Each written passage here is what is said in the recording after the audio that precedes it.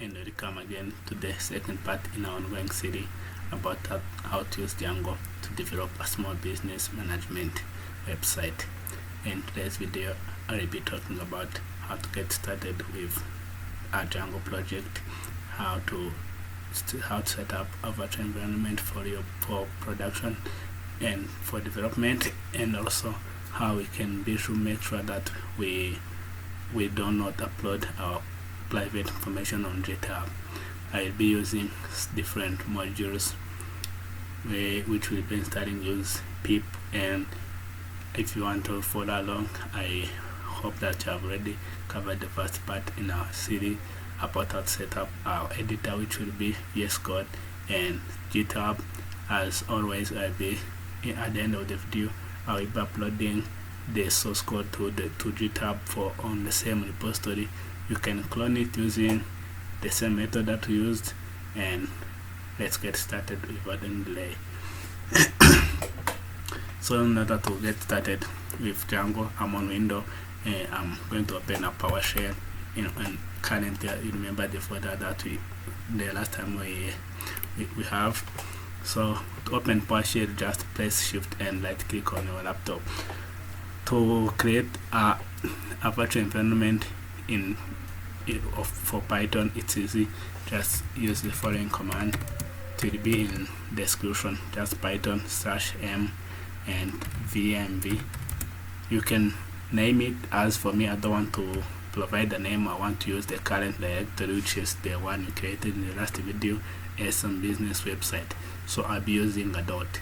The dot means that it will create a virtual environment in the current directory. And so just wait a bit so that can get on with it. It will take like 30 or between 30 and 1 minute, but it's fast. After the environment has been created, as we can see now, there are new directories in our folder, which is include libraries and script. This script folder is the one where there are script, Python and pip, where they are installed, and they all help us in order to activate our environment. To activate our environment, if you are using Windows PowerShell, it's just easy. Just start typing script, press tab to switch on the current folder, and then type in activate. So after learning that command, it will show that the current environment which is active is some business website. To see that we do not have any current Python module installed, you can use the command pip freeze to see the installed module. As of now, we do not have any. And to begin, as I told you, I will be using latest version for many modules. So to install Django, just pip install Django, and after Django has been downloaded, we can then go on and create our first project. So it is done with the installation. It took like around a minute, but as I told you, to see what command that we can use, you can type in Django in Django admin in our terminal, and as you can see, all are the command that we can use using Django. So to start a project, we will be using Django admin. But before that, as I want to create a project in the current folder that we have, which is manager, let's switch in the directory, and we see that we do not have any other files in our directory. So Django admin, start project, management. This is the name of the project, but for me I want to call it management, as it is the project that we'll be working on. It's about small business management. The reason why I'm putting a dot there is because I don't want the command to create another folder inside my current folder. My root directory will be this one, which is manager, which is the one we have associated with our remote repository. Just press enter, and yeah, it's in a blink of an eye, and it is done. As you can see now, we have manage.py and a folder name with manage. If you switch to manager, you can see that we have quite different file. It is where we have our settings file, and this is important as we are going to now to see how we decouple settings, so that we can have settings specifically for development and settings specifically for production. As in production, will be, as I told you, we'll be hosting on now Namecheap using cPanel, and the database will be MySQL. But for development, so that I can share with you the database, I'll be using SQLite. And for no further ado, let's get to it. So for now you can close your terminal. You do not need it for now. What we need is to create a new module. So let's switch it to our folder manager, and this is our project root where I have settings. So create a new folder on Windows. To create a new folder, just press Ctrl Shift and N and call these settings. And after settings have been created, all we need to do now, let's open our project using VS Code and start coding. So I have this already configured to open folder as VS Code project, but if you don't, it's to use a simple one. You can open your git bash here and then type in code and dot, so it will open project in VS Code for you. So now we have our project ready, and we have already created a new folder now in our project, in our project, so which is called settings. But in order to define settings as a module, we need an init file. So let's create it. init.py.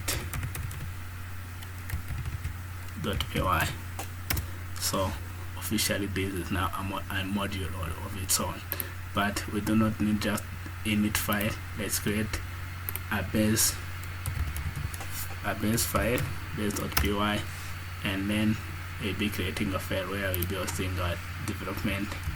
You can call it whatever you want, but I like it called dev.py, where I'll be storing the settings specific for environment, and where we'll be having a production in that file.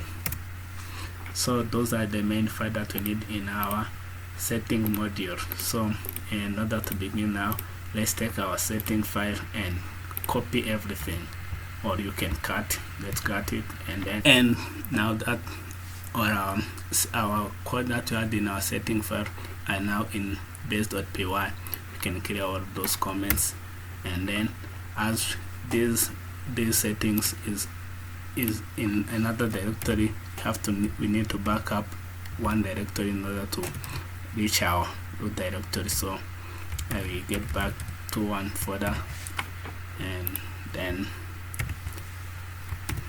that's it. So for now, only this setting file is no longer useful for us, so we can delete this one. And I'm going to show you now about gitignore and how to make sure that our private information stay private and can never be uploaded on GitHub using what they call gitignore. It's a file that where you type in the names of folder or file that you do not want to be uploaded on GitHub. Make sure that whenever you create a new repository, make sure that you have a gitignore file and a .env file, so that you can make sure that you store all those private information in that file and can never be uploaded on GitHub. So let's get started. So for gitignore, what I recommend is using a website known as gitignore.io. It will help you create a gitignore file specific for your environment and your system. As we are using Visual Studio Code, let's search Visual Studio Code first, and then we are developing a Django project. Let's search Django, and we are using Windows, so I think that's enough. Then hit create. We see there are a lot of file names and folders included, and all those are generated based on your choices up there, and then you can copy this and let's create our git ignore files. To create git ignore files, just open git bash here, and then let's touch those things. To create a file using git bash, let's touch, so it's dot git ignore, just that. You don't need the extension. And after that, also I told you need a file known as env, so that we can make sure that that is where we will be storing our information, so that we cannot share those on GitHub. So let's touch that one also, .env, and that's all we needed to do for now. So let's come and open our git ignore file now, and it's empty for now. So let's paste our copied code and save. But as I told you, I'll be sharing with you some database as we'll be cooking data to use in production. I don't want you to go in the hassle of creating those data for your own, but if you are good with it, I'll be happy if you can manage. But if you don't want to waste a lot of time, I get you. So let's first remove something specific for Django, which will be included in this git ignore, like a database file and a media file. So let's remove those. And local settings will be, as we not be sharing any private information on our GitHub, so it's not problem to have this, even though for us see dev.py, not local settings. So let's save this one. After done with that, to check that this file cannot be uploaded, open git bash here and use a command on git status to see which file are pending to be uploaded. And as you can see, that file is not included, so that is very good. And the using git add and commit, we'll see those at the end of the video. So before that, let's get started with programming. So going back to our VS Code now, as I have already created our important file, which is .env. So let's open this on the side and open our base.py file. So the important information that we need to store in this file is about the debug information. For example, debug equals, as we are in development, equals true, and secret key equals, just use random numbers, but then copy this and paste here. And as we grow, our website will be in need of using some other information, including email credentials, and it will be a lot. But for now, let's first see how those two works. And so those are the basic settings for our project for now, and let's see how to use this file. In order to use this file, all we need to do now is to import configuration from a module known as Django Decoupling. So let's first install that one too. And to install that one, as I told you, VS Code has its own built-in terminal. So let's open this one, and then let's cd change directory into previous one, so that we can activate our environment. And it's activated now, so we can install Django Decoupling. Pip install.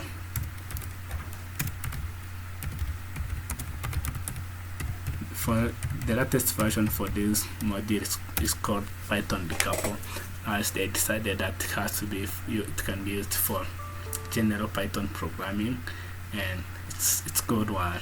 So as it is already installed now, you can change back to our folder, which is manager, and then you can see that nothing will.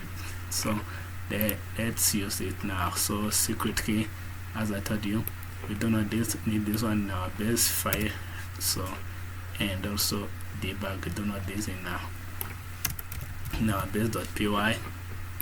So those will be specific based on the environment. So as we are currently in development, we'll be importing everything from the base file, from .base import all. Using this, that it's not recommended. This is the only place, I hope I'll be using this one, but I do not recommend to use it because the settings in our base file are too many to list. So that's why I have used it. I've used our ID card, which is that star. So from the couple, which I will have started in a couple of minutes, let's import config. This is the function that will help us to get access to the information stored in a .venv file. So those information include debug, which will include to config and retrieve the information regarding debug and so when it comes to Django decouple, you can set a cast or type of the information that you need, and this is a boolean, and we can even set a default, and the default that is in production should be true. And the next thing is secret key, which is go to config of secret key. So now that is all that we needed for now. So let's start it and run our server, say that everything is working. If we try to run our server using the Python command,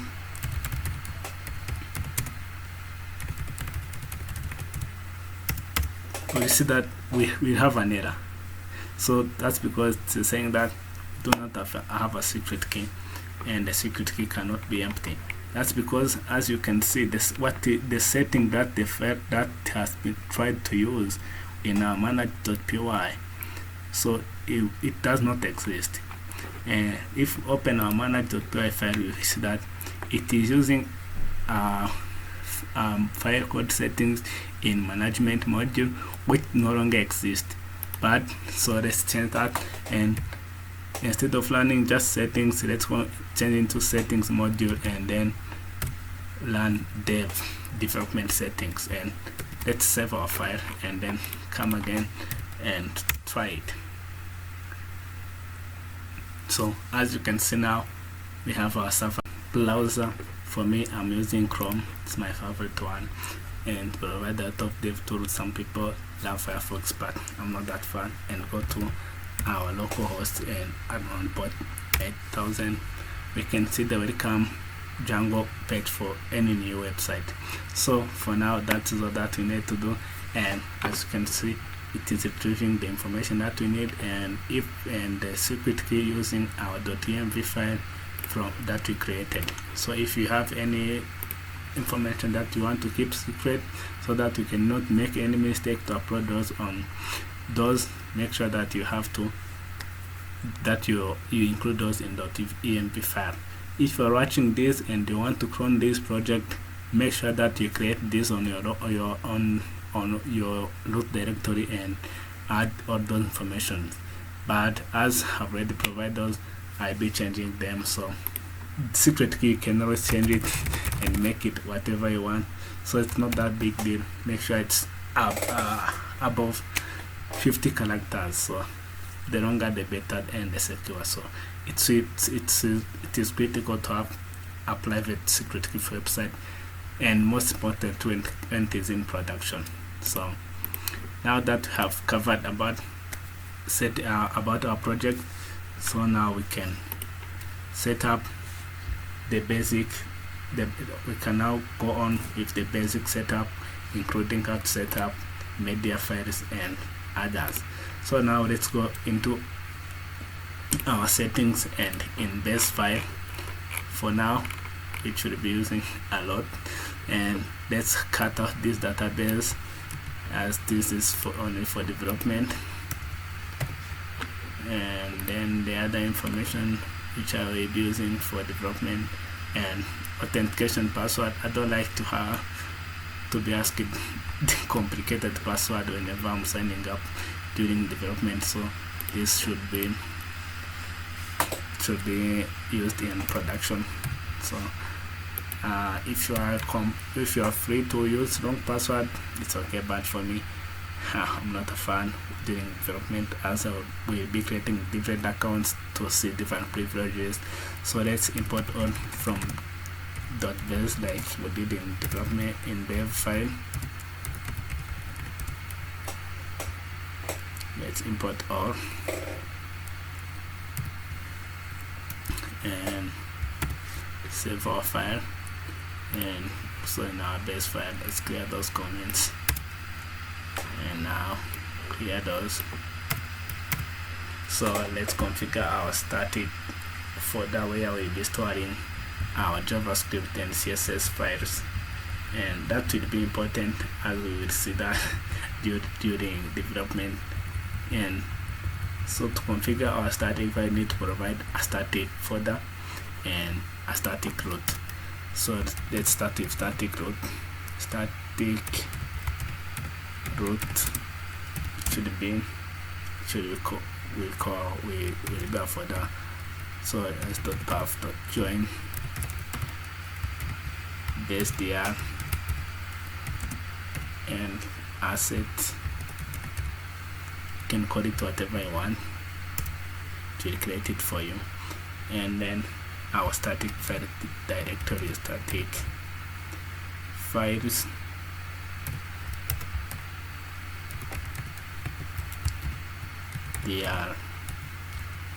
those are the folder. It might have to be a list, and those are the folder that where Django will look for static files. So path.join equals base.dr, sorry, and joining with static. So this will be our directory. So let's save it. As you can see, whenever I save, yeah, it is already, it is auto formatting. And also the other important setting that we need is about media. So we need to provide media URL / media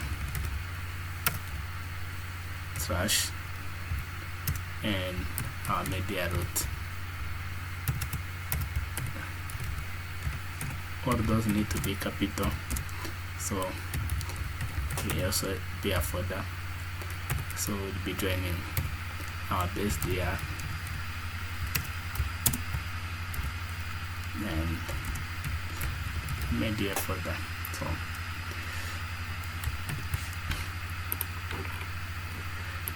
and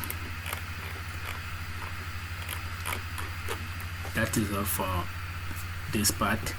And what we'll be talking about next will be custom user model and how to include templates in our project, as I've already covered how to get all those templates.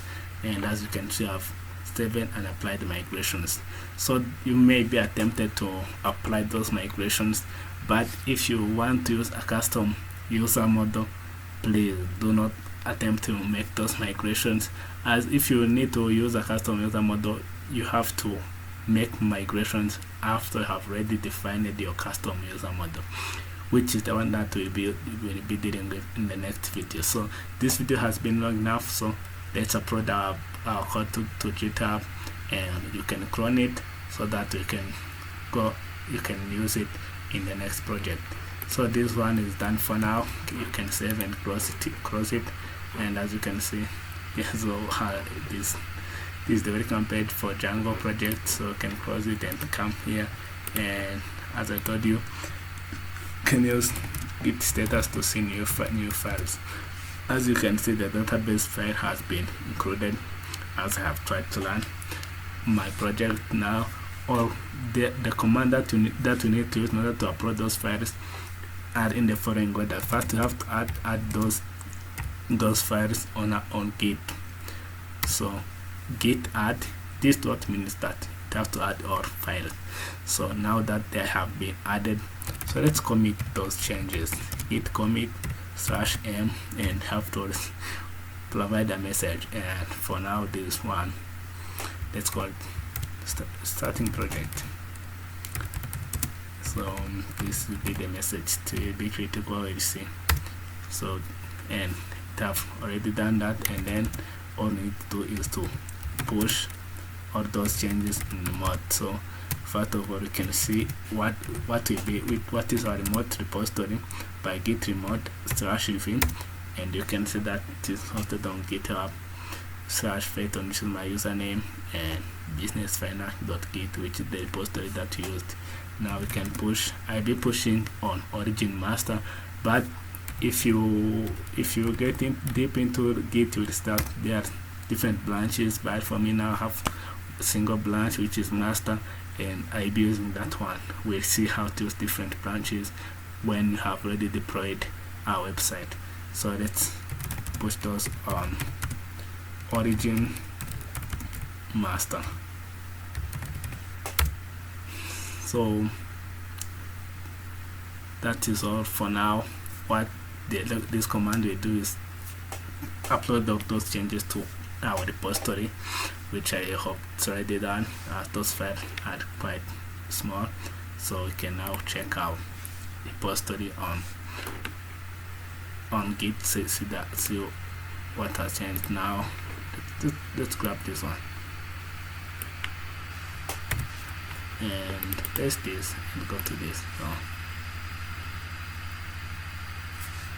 as you can see, now we have our folder, our git ignore, and as you can see, that file .git.env cannot be uploaded. So if you want to have that file, all you can raise, you can create it, or you can edit this one that I'm going to create, so that you can add all those files. So make sure that you provide your debug setting. For me it was true, and secret key.